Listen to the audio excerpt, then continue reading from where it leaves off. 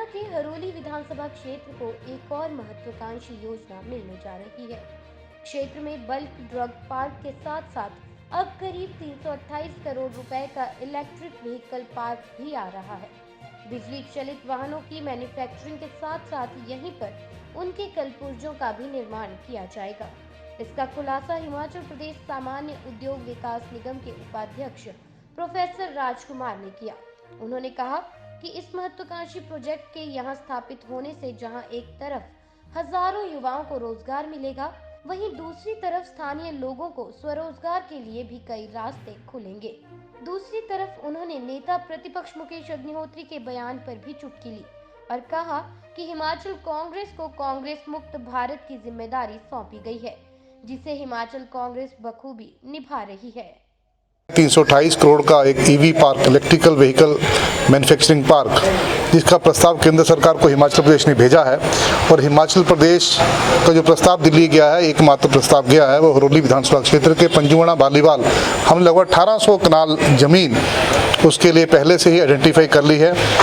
वो हरोली का प्रस्ताव हिमाचल की तरफ से जो दिल्ली को गया है, ये प्रस्ताव दिल्ली पहुंचाने के लिए हरोली को चिन्हित करने के लिए मैं प्रदेश के मुख्यमंत्री जी का हरोली की तमाम जनता की तरफ से और जिला ऊना की तरफ से धन्यवाद करना चाहूँगा, आभार प्रकट करना चाहूँगा।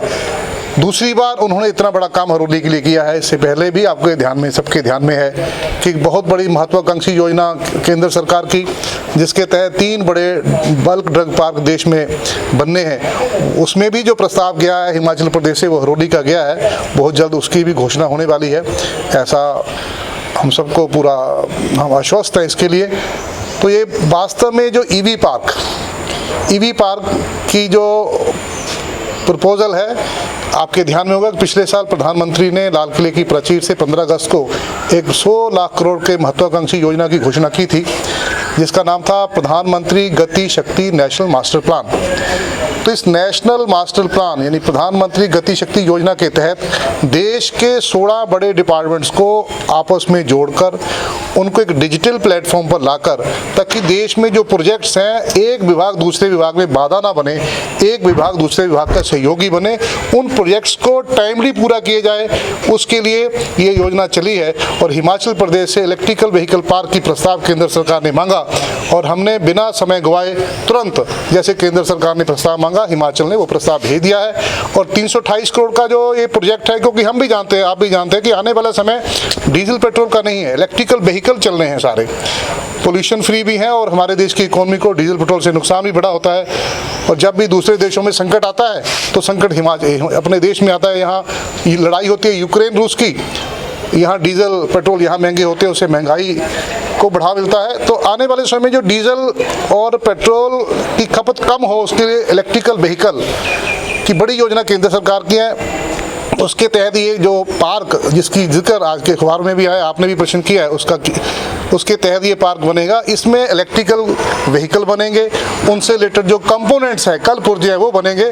कुल मिलाकर इस प्रोजेक्ट के आने से यहाँ एक तरफ 328 करोड़ की इन्वेस्टमेंट सिर्फ उसके इंफ्रास्ट्रक्चर के लिए है। ये बाकी इन्वेस्टर आएंगे, वो अपनी इन्वेस्टमेंट खुद करेंगे, वो 5000 करोड़ की होगी, 10,000 करोड़ की, ज़्यादा की, वो बात की बात है। ये जो 328 करोड़ है, ये सिर्फ और सिर्फ इस पार्क को बनाने के लिए, इसके इंफ्रास्ट्रक्चर के लिए है।